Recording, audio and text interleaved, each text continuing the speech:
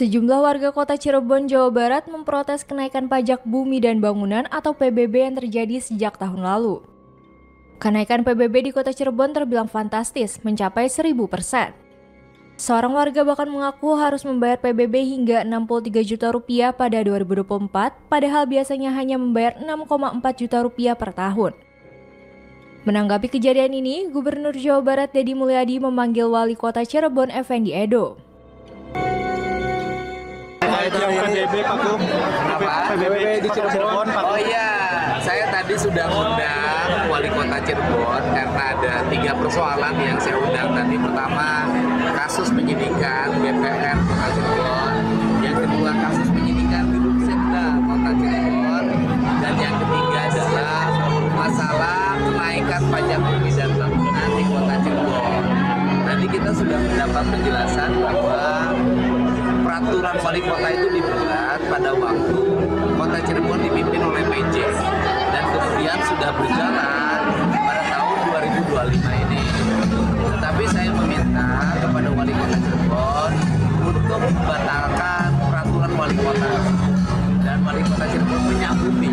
Tapi karena pengumumannya sudah berjalan di APBD tahun 2025, maka wali kota akan memutuskan untuk mencabut untuk pembayaran APBD 2025. Jadi sudah selesai.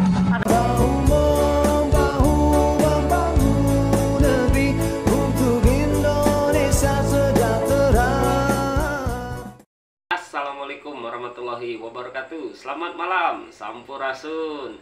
Teman-teman semuanya, kejadian heboh yang dialami oleh masyarakat Pati yang berdemo karena kenaikan pajak 250%, hampir saja kejadian serupa dialami oleh Kota Cirebon. Wali Kota Cirebon tidak tanggung-tanggung, bukan 250% kenaikan pajaknya, tetapi 1000%. Kira-kira akan terjadi seperti apa Kota Cirebon jika Kang Deddy Mulyadi, Gubernur Provinsi Jawa Barat yang katanya gubernur konten, tidak turun tangan. Kali ini Kang Deddy Mulyadi langsung gercep, panggil wali kota dan harus mengeluarkan kebijakan baru. Tidak hanya pajak yang tidak jadi dinaikkan, tetapi instruksi himbauan dari Kang Deddy Mulyadi agar mereka yang menunggak pajak yang sudah puluhan tahun tidak dibayarkan agar dihapus. Kira-kira seperti apa ceritanya? Kita simak videonya.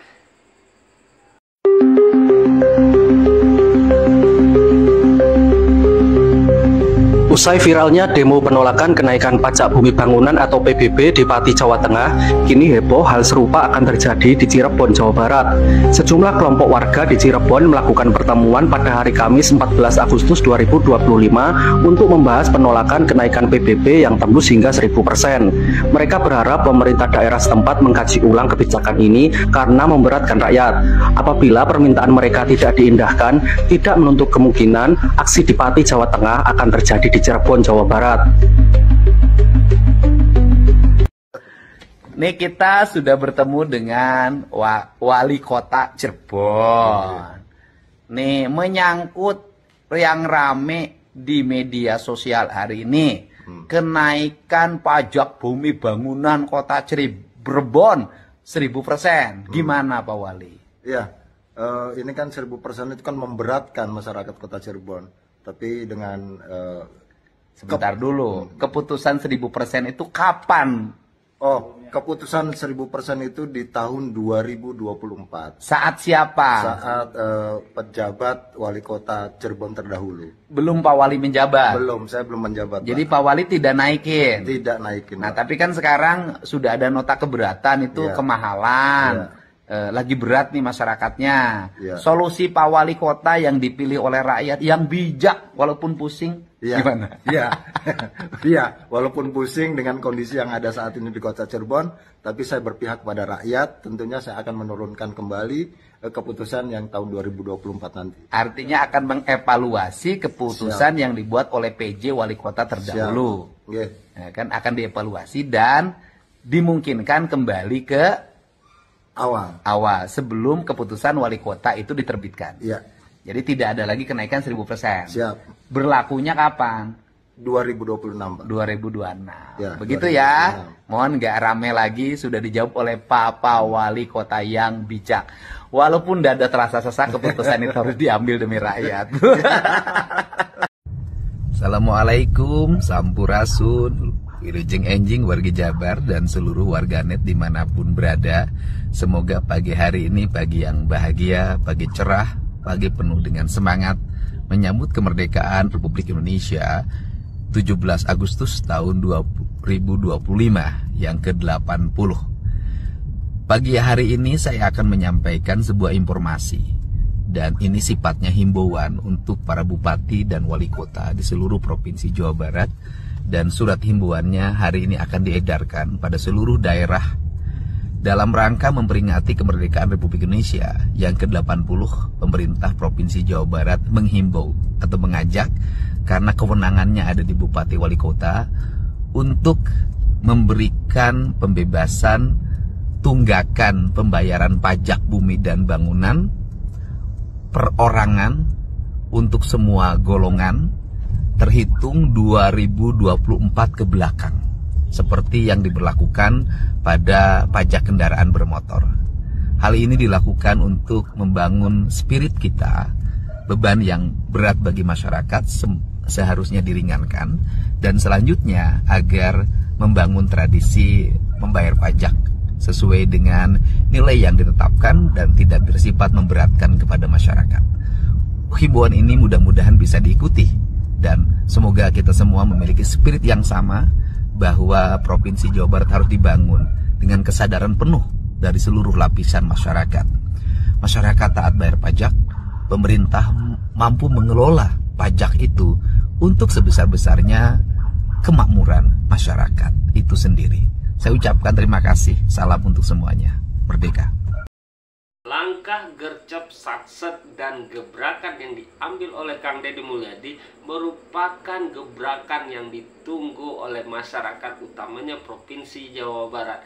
Memang selayaknya seorang pimpinan adalah seperti Kang Deddy Mulyadi, gercep dan satset, menyelesaikan masalah tanpa menimbulkan masalah.